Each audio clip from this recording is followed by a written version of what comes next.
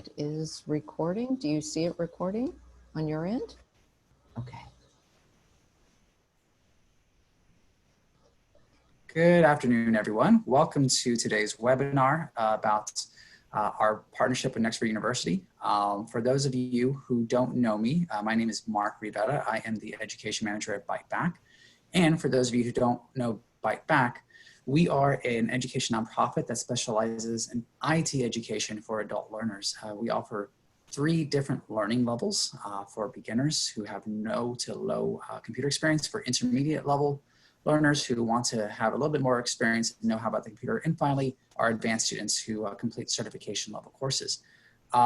We've been in DC actually now for over 22 years. And in that time, we have grown. We have not just stayed in DC, but we are also now in Prince George's and more recently Baltimore, which we're very excited to be helping now over in Baltimore. I think that since joining the Bite Back team, however, one thing I've learned is that, especially in the IT field, you can never really stop learning, right? It's not just a job, it's a career. And for that reason, we have been looking for opportunities for our students and for our alumni to continue their learning after they complete training with Bite Back. And it just so happens that I have encountered Nexford University about a year ago, and we've been working towards building a partnership and opportunities for our students, including the many degrees that they offer, which you'll hear about today. And with that being said, I'd like to pass the screen time over to Robin. Hi, everybody. Good afternoon. I'm Dr. Robin Johnston, and I'm the Vice President of Academic Innovation at Nexford University. And today we're going to start off really talking about what's going on in the future of learning and how that future of learning has impacted the partnership between Bite Back and Nexford, as well as the opportunities for the future for you. So let's get started. So Nexford is a next generation learning experience, and we're going to talk about what that actually means. And so Mark, myself, and Q, and our Chief Academic Officer, Dr. Sheila Fournier Bonilla, will be talking throughout this presentation. So what does higher education really mean, and what does this future mean? Now with tech and with data and shifts in business models, with COVID happening, with protests happening, with world events happening, how are leaders really embracing this? And so throughout this presentation, we're going to talk about the catalysts, the trends, innovative approaches, ways that technology and higher education, the workforce are really intersecting to prepare for this future of learning and learn how Nexford has become the next generation learning university. So our agenda today, we've already gone through the introduction. We're going to talk about future-proofing, emerging demands. How do we start to future-proof?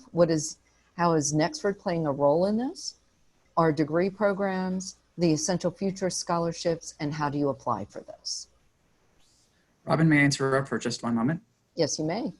Thank you. I just want to remind everyone that we will be answering questions towards the end of this presentation. However, feel free to shoot questions to us in the chat room as we go along, and I'll try to answer them in real time. Thanks, Mark. So Sure. Why future-proof your learning ecosystem? Let's just talk about what learning has and has become. So if we think about education and we think about Industry 4.0, education at one point was Education 1.0. So you're very classroom focused, no technology, someone sat in front of you and spoke to you. So somebody was decided on how you were actually going to learn. And in that phase, the employment were mainly manufacturing, factories, etc. Then we moved to Education 2.0. Technology had started a little bit to evolve. It was very socially constructed. So you're thinking about how does society feel about education, and how does education and technology start to bridge to move from industry to a knowledge base.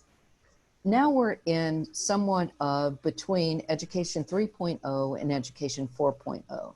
So 3.0 is where most universities are. You're learning in classrooms. Some may have what we call a hybrid model, where you have some online, some in the classroom. You speak to each other online, etc. But with the influx of technology, we're into Education 4.0. So what does that really mean? Instead of someone telling you what you need to study, it's really focusing on more what do you really need to learn and how do you continue to learn to keep up with the current trends, also to be adaptable, and how is technology really becoming the ecosystem that will translate into this. So what are these forces? What's really happening? So technology is reshaping every job. You have different kinds of alternative work arrangements. So if we think about what has happened with COVID, we've gone to remote-based work very quickly, and in many cases, not very scalable and very scary at the same time. But those opportunities are going to shift how work is being done. Skills has really become a common and emerging language. Educational credentials have become of more value, and employers are looking really beyond degree only to what they call skills-based hiring. So what that actually means is lifelong learning is becoming a growing imperative, because what you learn today may not be as relevant as what you need tomorrow. So if we think about how 6 ways that learning can be different, learning's been accelerated really to remote and online type learning, and there's a difference. Remote learning is similar to this, where I'm talking to you, and online is a whole different experience that we'll talk about in a moment. There's more personalization happening. Technology really allows you to adapt to real world context, very project-based oriented, very applied learning, where in the past a textbook drove how you learned. There's a change in what assessments really look like. There's more emphasis on 21st century skills. Some people call them soft skills. Some people call them transferable skills. How do you communicate in this technology environment or this digital ecosystem? How are we training differently? What is this really going to be looking at? And really the importance of how soft skills make a difference. Faster learning. We need to learn things. Things are changing very quickly. We have AI, we have automation, we have other ways things are doing. So how do we get there? And enhance technology and an enhanced digital ecosystem. So learning has really transferred and really has shaped differently. Oops. I'd also like to add, Robin, if I may, that 2 things that we've heard from our employer partners, many of whom are in the IT sector, right? They validate this list in many different ways, but they, it's one thing to get the job and have them reinvest in you, because a lot of these companies, they do invest in your upskilling, your reskilling, but the important thing is that you have the proper credential to get the job in the first place, right? So you make sure that you have what they're looking for. The second thing, though, in relation to what they're looking for, I've heard from multiple employer partners, is they're looking for creativity, they're looking for imagination, they're looking for critical thinking skills, right? These 21st century skills, soft skills, whatever you want to call them, those are the key things that they're going to be looking for in the interview. So, the classes that you take, the kind of skills that you develop, you want to make sure that you are focusing on those things, because they're going to be vital, both in the interview process as well as when you earn the job, because that's what they're going to be expecting you. A lot of these industries, a lot of these employer expectations have to do with you coming up and you driving the work. So just something to consider. And that brings me to my next point. And Mark, you've already emphasized what one of the top skills is creative thinking and problem solving. So if you think about those 2 combined really produce creativity. And with an era of uncertainty, as we are in and will continue to be in, creativity is going to be and is noted on 25 different reports as the top skill needed to move forward.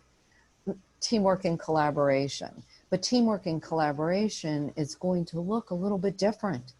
So think about how we're working remotely and how the skills that you need moving into their professionalism and the strong communication skills. Oral and written communication skills. How do I get my point across, but in a different setting? And the other skill is leadership. And leadership doesn't mean position. Leadership also means the ability to influence others towards a decision. It could be influencing in a different way or a group towards a goal. So why are these skills so important? The skills are really going to turn into the unifying language between higher ed and employers. So there's been a gap of what's been taught in the classroom or online, or what we want to call it in a course or a degree program, and what employers actually need.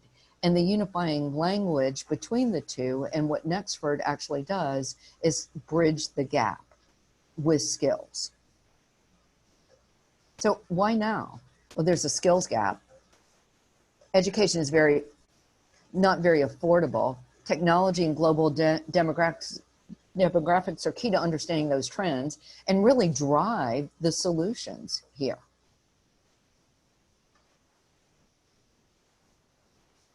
So think about it, rising student debt. We hear that all the time about U.S. learners have increased over 150% over the past decade, exceeding $1.4 trillion in debt. That's a lot of money. Skills shortage, the knowledge economy and automation, there's a different cycle. There's also multiple generations in the workplace. So we're talking about upskilling and retraining and what's needed to not only get what we need now, but really to move into the future. And I think this is important. 60% of US employers have vacancies that last over 12 weeks due to a shortage of qualified talent. And probably longer now in revisiting the skills that they need. The impact of technology, there's a virtual workplace. And at the time when we did this presentation, 50% of the workforce will be remote. My prediction is it's probably going to be closer to 75, 80% are going to be remote, because if we figured out how to do this effectively and we can do this efficiently, is the space going to be needed? So there's going to be a real shift in what that looks like and the skills needed to do that. Internet connectivity, online enrollment is going to continue. So we now live in this world really where education is lifelong, it's modular, it's digital. So let's really talk about how Nexford's next generation learning experience can help with it, with mobility, with accessibility, interoperability, discoverability, measurability, flexibility. So when we think about Nexford, Nexford is very purposeful. And we looked at, we're digital first. We looked at over 30 million job vacancies. We surveyed employers around the world. We surveyed learners around the world, or students around the world, to what's missing, where are the gaps? And we use that data to create our curriculum. So our curriculum is real world skills and competencies. We have 6 modules with a final project. Every module is aligned with a skill set, also aligned to a competency. So education and employers will understand what you're actually getting. You see the skills through an interactive skills map. It's paced for flexibility. It's very flexible. Even though it's 6 modules in a final project, it's 8 weeks. Although there are defined due dates, you can move faster through the curriculum. We offer a asynchronous or a real time where you can work offline, but we also offer live sessions. We have faculty that are actually participate in there with live sessions. We have live recordings. We offer you now LinkedIn Learning. So something that you would get in the workplace, you are also getting through Nexford. Every course is designed with a clear purpose. When you start a course, the first thing that's happening is the connection between the global workforce and the course and the degree program. Each course has a module guiding question. And what that question really means is you can personalize that learning to what your needs are. So if you look at that question, then you can say, how does that apply to me if I'm working? How does it apply to me in my job? If I'm thinking about that career, how does that apply to that career focus? And then what am I actually able to do with this? Each module also has multiple ways to learn. We provide you the text to read, but our introductions are audio podcasts. So it allows you to walk on your mobile phone and listen to it as you're on the go, or in DC once the train's open and the metro opens, on the train to wherever you're going. We have a digital first approach. So all of our resources are relevant. We use relevant materials that you would see in the workplace. So Forbes articles in a business program, you'll see Business Insider, you'll see UN, from World Economic Forum, as well as we have a full library of case studies that are globally focused. We also provide some open textbooks, which allows us to have very affordable tuition. But within that digital approach, what we allow you to do is we help you critically think through what you're going to read, what you're going to watch, or what you're going to do, with guiding questions. So we set the stage of how you're going to learn. We indicate why. Everything starts with a purpose. It's founded on Simon Sinek's model of why, how, and what. And we pose those questions to engage. We also connect the dots for you.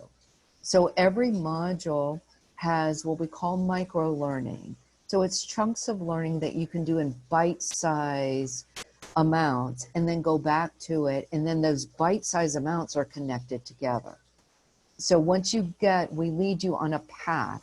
So if you think of a story, we're telling you a story, but we're also having you apply that learning throughout the story through stop and think examples, through practice exercises to reinforce that learning, but also very engaging. And I just skipped through that slide, but what you're going to be doing is mirroring the tasks that you would be doing in a workplace. So our assignments are a little bit different, not 10-page papers.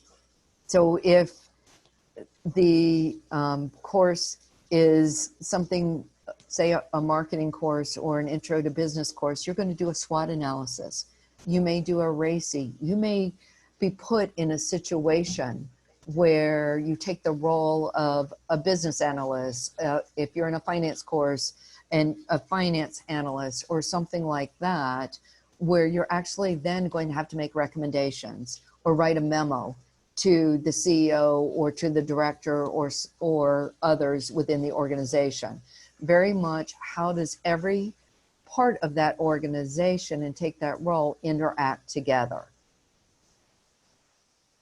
We have relevant final projects. So if you think about a final project, you can actually use this in a portfolio. So something that you would do, say in an MBA program, you're taking an organizational development course or a leadership and organizational development course. It's not only learning about your leadership style, but how would you lead somebody through change?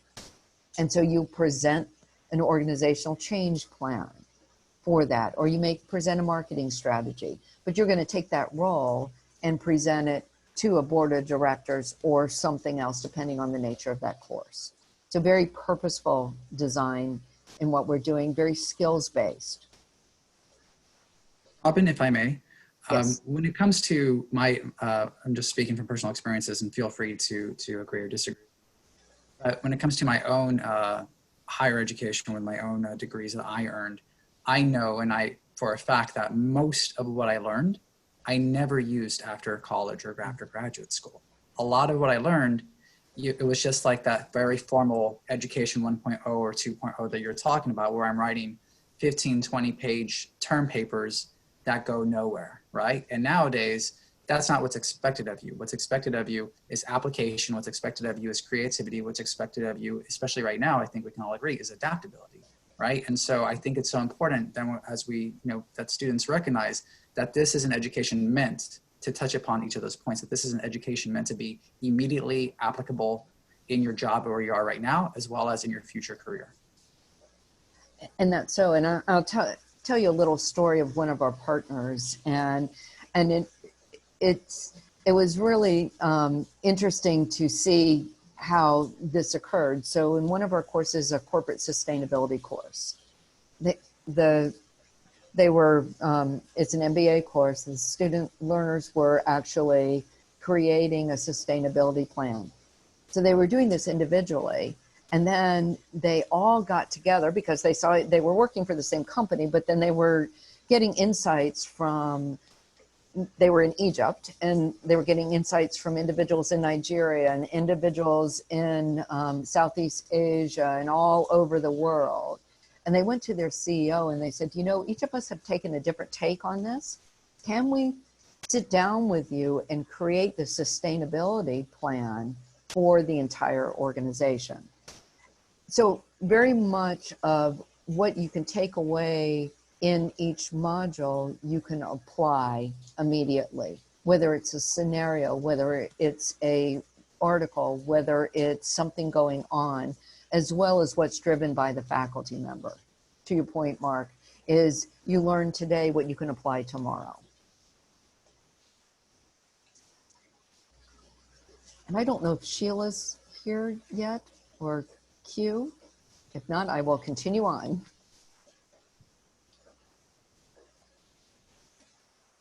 So I guess I'm going to continue on. One of the differentiators, I think, with Nexford and traditional higher education or even online education is our support model. And our support model, we have success advisors. So we have an international team of professional advisors that are available 24/7. You work with your success advisor over the chat, over email, or over the phone. They assist you on advising issues. They personalize one-on-one support and really take a holistic approach to advising. So they not only work as an advisor, but they work collaboratively with the faculty members and as a team. So you will have access to that during your first course or the first couple of months, or until you're academically successful. There's one-on-one advising. So you will have an advisor watching you through and helping you through navigating the technology, navigating life, navigating things that happen to really help you become successful. And you can chat with them. Go ahead. Sorry, Robin. I'd also like to add, though, that having reviewed the curriculum myself, having seen the various offerings that Nexford has, some of the skills that you'll discuss and hone with the success advisor are skills that you'll also gain in those first introductory courses, that they really emphasize professionalism. They really emphasize your success and, you know, certain skills like goal setting and time management, right? These things that will translate into just all facets of your life. So it's not just in isolation, it's going to be touched upon in multiple scenarios and different contexts while you're with Nexford. And so when you apply to Nexford, after you've been accepted to Nexford and you're ready for your first course, we start with new learner orientation. And that new learner orientation walks you through not only policies and procedures, but who to speak with, how do you get around the university? And then that's reiterated again, and you have that in every course. So you can, if you forget something, it's who do I call for this? What policy do I need to know for this? How do I navigate the LMS? And there's tutorials and videos and everything that you'll need to be successful for that. So you can go back, because you're not going to remember after one course, but it's always there in every single course that you take with Nexford. So it's available, as well as LinkedIn Learning is available too.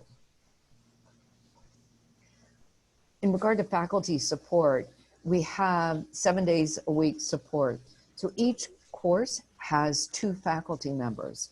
We have an associate professor that actually is the one that you'll be interacting more with, whether on discussion, on your milestones in your final project, course content. They're experts in those fields. And then we have either an assistant professor or a TA that helps with grading. They work collaboratively together. So don't go to one and then go to the other, because they're going to talk to each other. And they're a great team, and they're very responsive. So we have a 24, 48-hour policy of getting emails back to you. You can chat with them online if you see them online. And because we're dispersed around the globe, you can actually, if you're up at 3 o'clock in the morning, somebody's going to be available for you. Because we have faculty members, the associate professors are predominantly in the US, but we do have one faculty member that's in South Africa as well. So we offer high quality, affordable business degrees. And we have the Associate of Applied Science, the Bachelor of Business Administration, and the MBA, the Master's of Business Administration. So there, in the Associates of Applied Science, there's 22 courses, 8 core areas: business, international business, HR, leadership, marketing, finance, accounting, digital transformation. And as you can see, core areas that are relevant today, specifically the digital transformation. Digital transformation, although, is threaded throughout the curriculum. So you'll see AI and automation in every course that will be discussed in the different context and what's going on in there. In the BBA, there's 73 courses in 8 specializations. 360 marketing, building a tech startup, digital transformation, product management, business analytics, supply chain and e-commerce, AI and the future of automation, and doing business across emerging markets. And in the MBA, there's 26 courses, 5 specializations: sustainability, doing business across the world, enabling e-commerce, advanced AI and the future of automation, and managing hyperconnectivity. And as you can see by all 3 programs, very relevant for not only today, but for the future and preparing you for the future and the skills that are needed. And I can see Mark chomping at the bit, wanting to say something, so I'm going to let him kind of go in here. Well, no, I think that what I want to share with students, I highly recommend for those of you who are on here that you explore the course catalog after you finish this webinar, because you'll see the variety of classes that you can take, the opportunities that are out there. But I think what I was very impressed by is the different certificates you can earn, because within those courses you do get individual certificates that you can apply. So for one instance, if you go back one slide, I think one of those is it's not called entrepreneurship, at least not here, but that's precisely what it's focused on. It's focused on developing the skills that you need to be an entrepreneur, that you need to create your own business in technology. And I think that, that's a wonderful way to look at this, right? It's not just the approach of Nexford isn't necessarily just, we want you to enter a new career field and upskill and reskill. I think in many ways they are working towards having you become your own employer, which I think is the dream of a lot of people nowadays, to become self-employed and to be I guess the captain of your own future, so to speak. But that's what I wanted to share. And yes, I was chomping at the bit, Robin. Thanks for I could tell. And that brings me to really talking about our stackable credential model. So not only can you earn a degree, but during that degree, there are certain courses that we have identified as key skills needed for the future that you will earn a badge. That badge can then be displayed on your LinkedIn profile, so you have an immediate credential.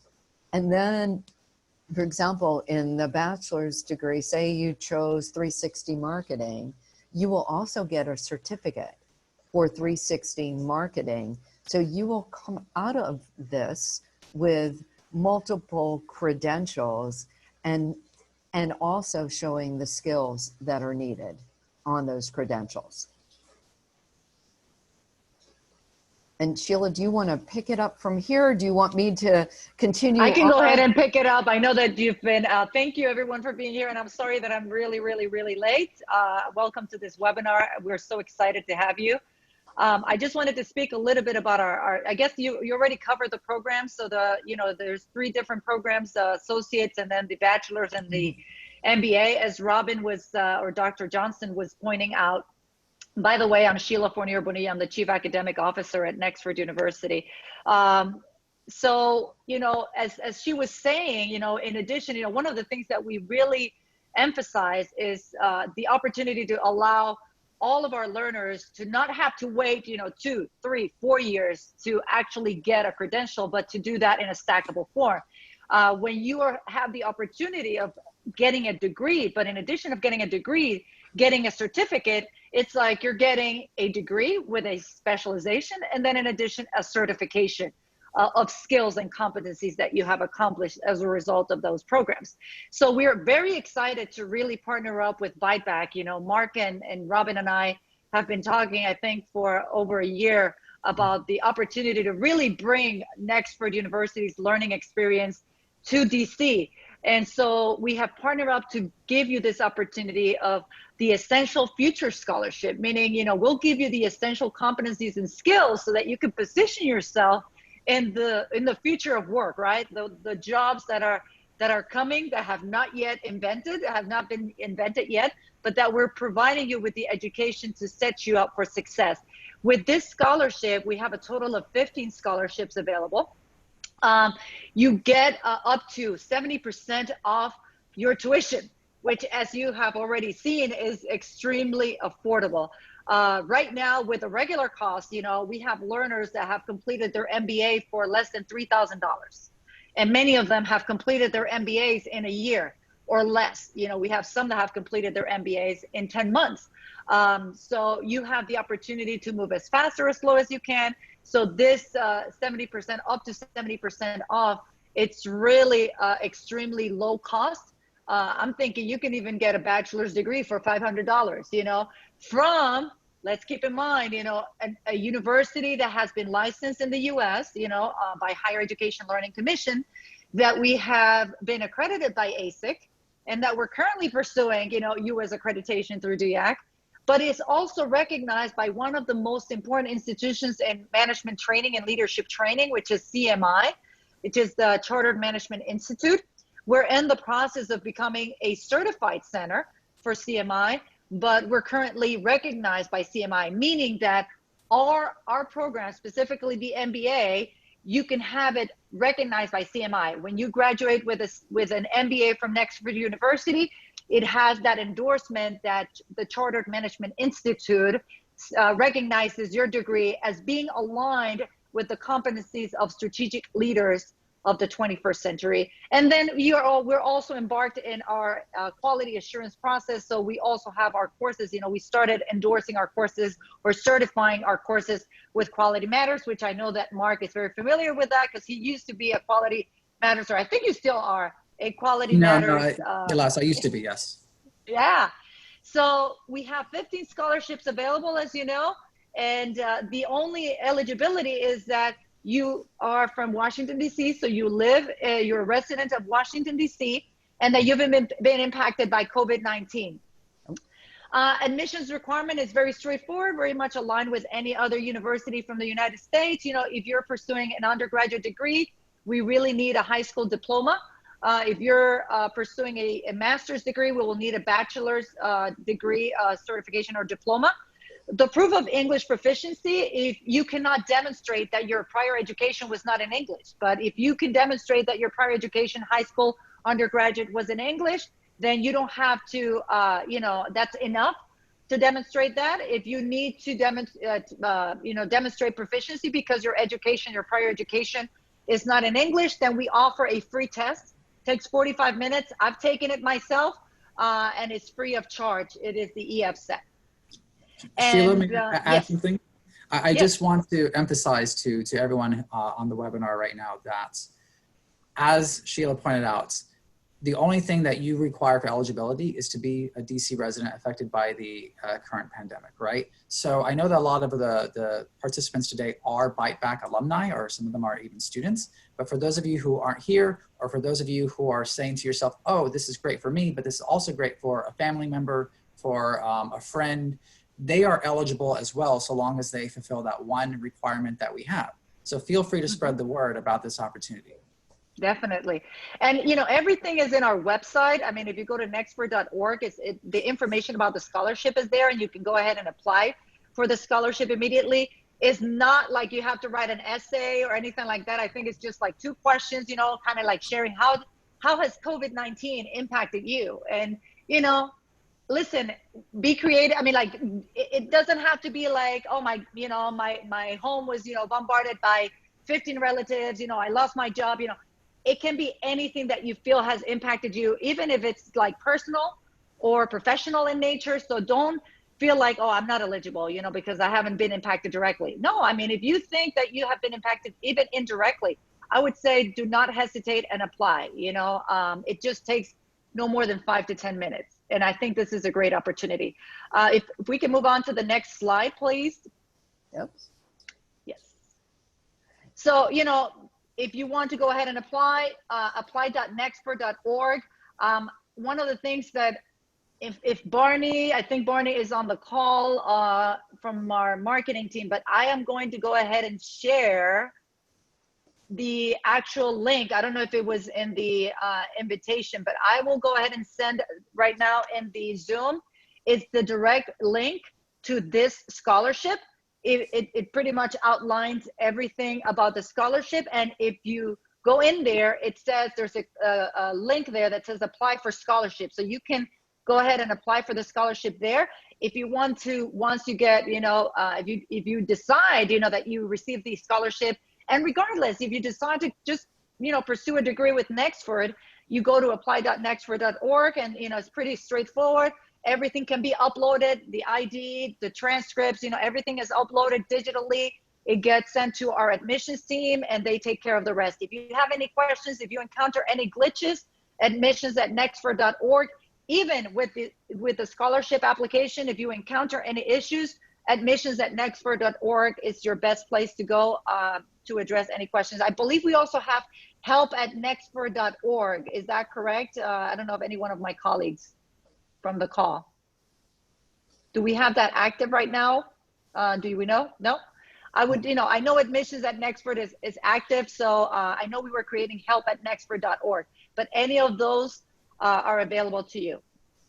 Sheila, I know that Q was supposed to be on the call, and unfortunately she seems to have you see, I think she's delivering a baby. Oh, oh my God. Okay, well, congratulations to her. Okay. Yeah. I think she's in the middle excused. of delivering, yeah. Yeah. But the reason I bring her up is because there was a great question on the Q&A forum about transfer credit. Is transfer credit possible? So right now, you know, we're not eligible to do any prior learning assessment because of DEAC. You know, we just don't have anything in place. What we're doing is, for instance, we have learners completing some of our courses. That's just course credentials that they're getting. And then they decide, you know what, I really like this and I can use my courses from Nexford to transfer into a certificate. So we're just doing it internally until we get our accreditation, which is scheduled to happen hopefully January of 2021. Okay. But not at this time, unfortunately. Mm-hmm.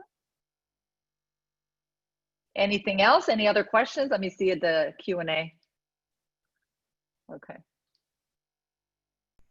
And feel free to submit your questions to Q&A or to chats. Mm-hmm. And I know we're over, I think, yeah, we're over our time, but regardless, you know, we can hang around if there are any additional questions.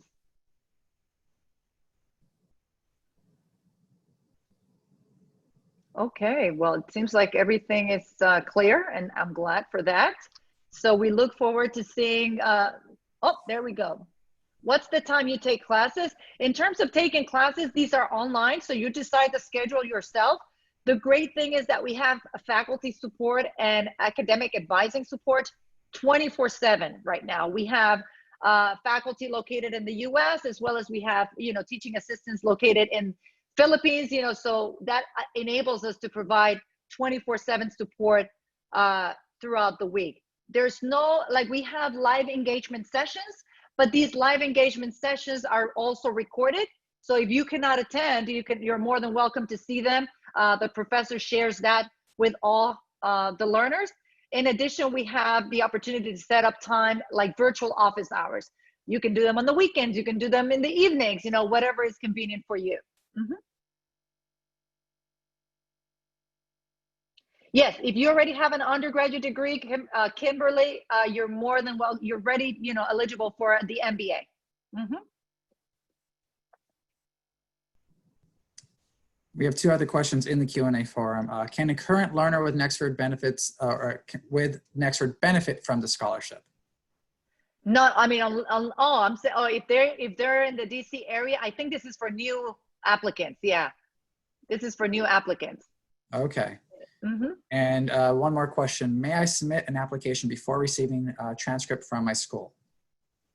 Yes, we would put you in what we consider an academic accepted or admitted enrollment pending, and then you have 60 days to submit your transcripts, your official transcripts. If not, then they kind of put you in like probationary status.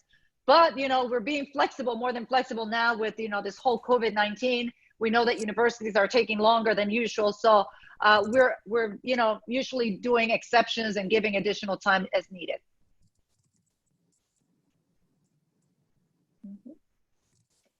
I have one here. Can you send a PowerPoint slide? Okay. Yeah, we will send a recording. So we will send the recording with the PowerPoint slides embedded once we're completed with this webinar.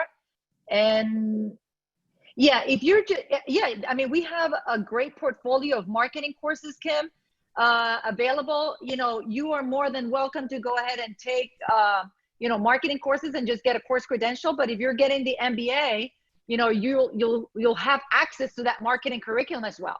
And then you can get that specialization in in the master's program, we have global issues.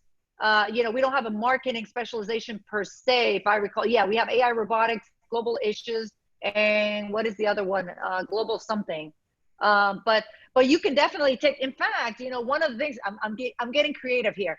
One of the things that you can do, Kim, you can go ahead, and if you're doing the MBA and you want to do a certificate of 360-degree marketing, you're more than welcome to do that and get your 360-degree marketing certificate in addition to the MBA. I think something else worth noting, though, is that in addition to the required classes, there is flexibility to also take electives in each of the levels, right? And so if you wanted to use that elective or electives options to select that class that you're interested in, or those classes that you're interested in, I think you're welcome to do so. Is that correct, Sheila? Yeah, you're absolutely right. And in fact, if you go back in the presentation where we're talking about the programs, for instance, you'll see that the portfolio of courses for the bachelor's degree, it's, you need to take 30 courses to get a bachelor's degree, or 120 credit hours.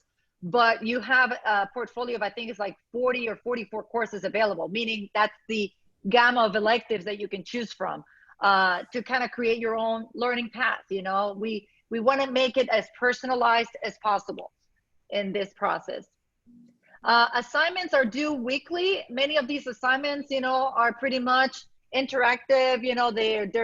You're giving within the module, you can do them as fast or as slowly as you can, but we typically have a formative assessment on a weekly basis, and then we have a final project, which is a summative assessment, and that's what we use to measure competency achievement.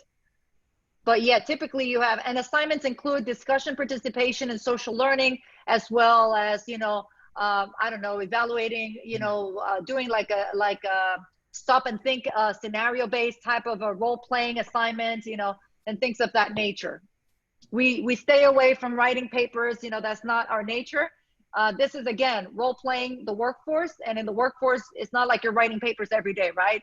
You have to do a lot of decision-making, data analysis, applying some of the things in order to come up with solutions, and that's what you're going to see reflected in our courses. Right now I think it's DC residents, right, Mark? It's DC residents only who are eligible for the scholarships, that's correct. Yeah. Yeah, for the bachelor's, 40 courses, exactly, Victoria. It's 3 credit hours each, so a total of 120. And yes, it is online 100%, Kay, but there's opportunity again, to do some live engagement sessions, but everything is done virtually. I'd also like to point out one question that I found on the Q&A forum, which I think is a good one. So just as someone who wants to enter the master's can use their bachelor's degree, can someone who already has an associate's use that to enter into the bachelor's degree automatically? That's a good question. Yeah, that's a good question. Because I think, no, it's not enough, because you need to have at least 120 credit hours. So one of the things that we've seen is like in, some universities, like we had a learner apply from New Zealand, for instance, and they had like 3 years, worth of curriculum. They need to have a total of the 4 years. So whether it is like take complementary courses to get to the 120. So it may be in a combination of degrees earned at the undergraduate level. We can then make an exception and have them start an MBA. So let's say that this person has an equivalent of 2 or 3 associates. Sorry to clarify, Sheila. Okay. I think they want to enter the bachelor's program directly, but they have an associate's degree. Yeah. Yeah. That's Okay. fine. Yeah, that's fine. They can do that. It doesn't have to be a high school only. You can have an associate's and then, start with the bachelor's. Yeah. So a high school diploma or even an associate's degree diploma will suffice. Yeah. Sorry for the confusion. No worries.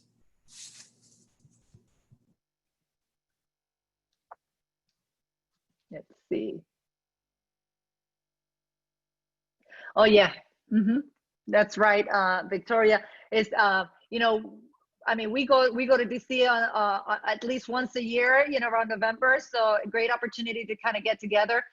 We also do these socials, and we've done it in other countries, and we bring business partnerships into these social events. So it's another opportunity as well to connect with employer partnerships in the DC area and kind of do this like social / open house / an opportunity for you to kind of like a job fair to get together with potential employers that are looking for students with your credentials for opportunities for employment. So yes, that's another way of us connecting with our learners. And then of course, graduation. I think you're on mute, Mark, if you're saying something. Thank you. Sorry about that. I have a question on financing your education. So there was a question about scholarships. How much on average does a course cost if you don't receive a scholarship? It's a monthly, we do a subscription model, and it is a monthly rate. And within that monthly rate, you can take as many courses as you would like. But on a monthly rate is $160, if I'm not mistaken, a month. So typically the first term, learners are required to take only one course just to make sure, they get their feet wet. They, it's kind of like the understanding of the online model. We want to set them up for success. But if you can demonstrate that you're successful, you have a B or better, and you're doing well, and you feel like you can take 3 courses next month, you can take three courses next month and still pay $160 a month. So that's why when I was, I jumped in, I was saying, we have learners complete a program, an MBA with less than $3,000, $2,500 or so. Every course is set up, like I think Robin explained, this is 6 modules, right? 8 weeks. Typically learners take 8 weeks to complete a course, but we have learners, the overachievers that have completed courses in a month. So 6 modules, the great thing about this is that once you start the courses start on the first day of every month. So we just started one term on June 1st, and you can go ahead and start that course. And if you want to go faster and finish up your assignments within the month, you're more than open to do that. But it typically on average 8 weeks. So that's what you can allocate, 8 weeks per course. And then if you take 3 courses, it's eight weeks for every course. So they run in tandem. So you're taking them in tandem. It's not like 8 weeks and then 8 weeks and then 8 weeks. You can take 3 courses in June and be done with the 3 courses by the end of July 31st. So that's for the bachelor's and how long, but that applies for all programs.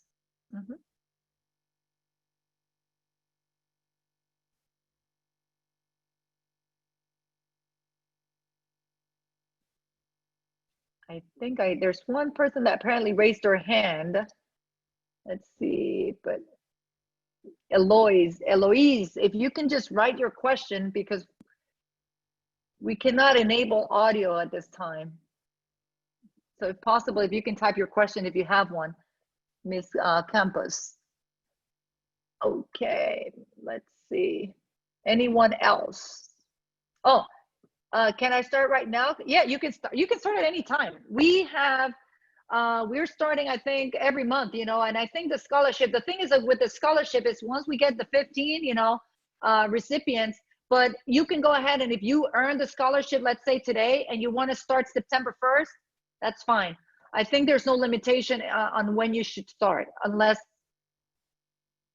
Victoria, I don't know if you have any different information, but yeah, you choose the start date. Once you go through the application, in fact, that's one of the questions that they ask. When would you like to start? And you could specify the month.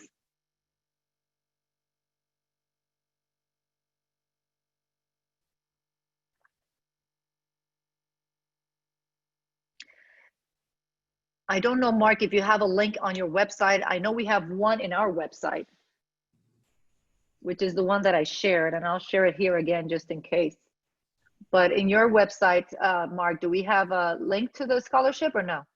I don't believe we have a link up Not there now. currently, but you know, we will be sending out the webinar. Yeah, Abby, yeah, unfortunately right now is only for DC residents. The scholarship is only for DC residents.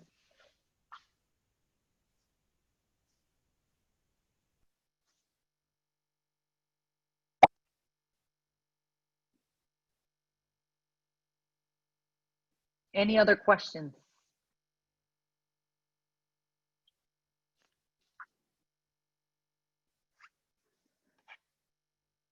No? Okay, Can we well, go back to the yeah. slide for students to email if they do have questions after this? Yeah, if we can go back, who was sharing? Robin. Okay, and I'll type it here as well. It's Please, going to be in the you. recording as well, but admissions@nexford.org. Okie doke.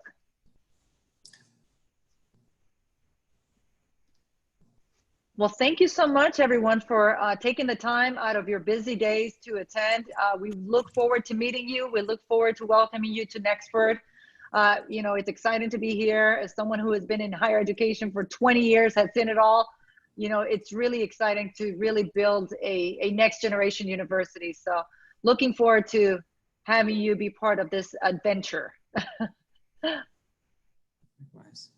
Okay. Thanks, everyone. It was great seeing you today. Robin, Sheila, take care. We'll talk soon. You And too. thanks to Be all of my safe attendees. and stay It was great healthy. talking to you. Thanks. Same here. Take care, everyone. Bye-bye. Bye.